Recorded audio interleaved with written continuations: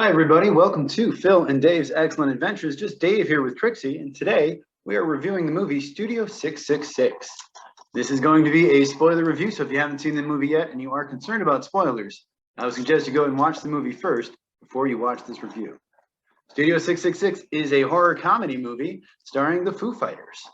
As far as what I liked about it, I thought the opening was really great. I went into this expecting it to be not very good, honestly. And the opening really kind of sucked me in. It was good, traditional, classic kind of horror telling. Jenna Ortega, I believe, was the actress in the opening, and yeah, it was good. It was well done. I saw it and was like, oh, okay, maybe I'm gonna.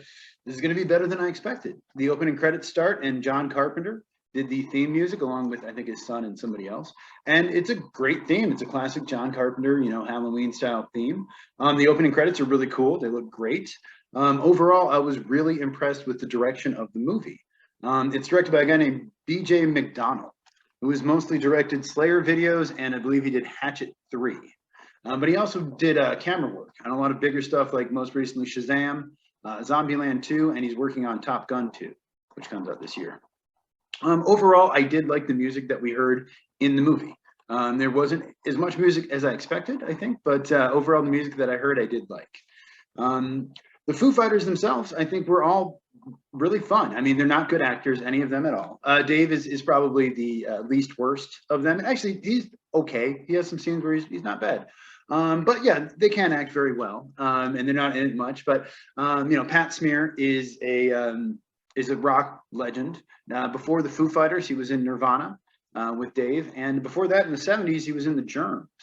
And he's great in the movie. He's really funny. He's kind of a wacky character. Rami was one who I probably know the least about as far as the members of the Foo Fighters. He's the keyboardist, and he was really funny and really great. From his introduction in the movie, pretty much, I was like, oh, I like this guy. I want to see more of him. He was good. Chris Schifflett, also good. I'm familiar with him from No Use for a Name and Me First in the Gimme Gimme. So I've actually known him even before he was into the Foo Fighters. And the other guy's name I forgot right now. But yeah, he's in it too, the bassist.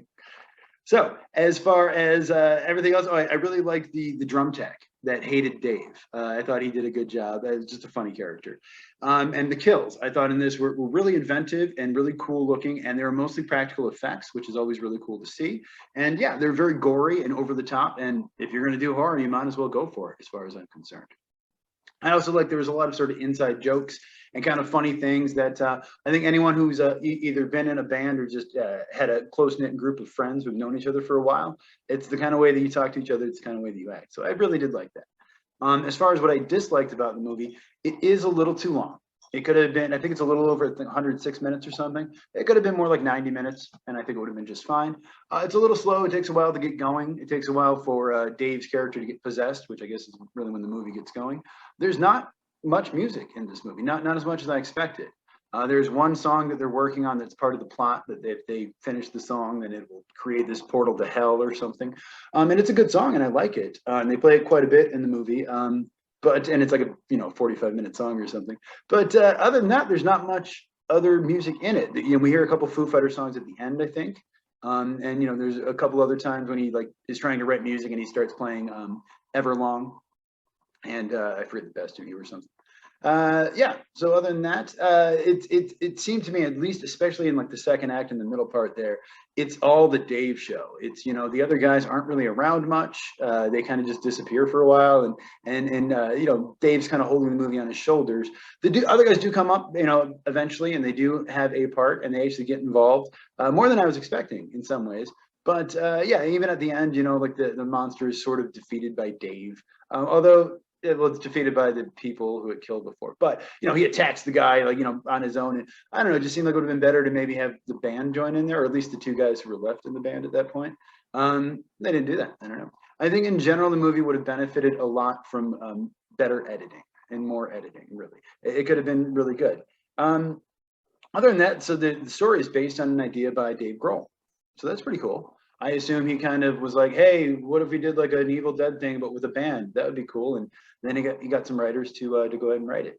I thought the writing was okay in this. I actually didn't look up who the writers are. I saw their names. I'm not familiar with them from anything else. The humor was kind of hit or miss, although there was some really funny stuff. And the overall idea of the story, I didn't exactly love. I think this is definitely for Foo Fighters fans. If you're a fan of the Foo Fighters, if you like these guys, you'd probably love this movie. I don't know how much it's for horror fans, though. There is some good horror. There's some great gory kills, but there's not as much horror as you would want. And I think sometimes the problem with horror comedies is they don't succeed on either level, and that could be possible here, at least for some people. This was one of the first movies to start to resume shooting after the pandemic.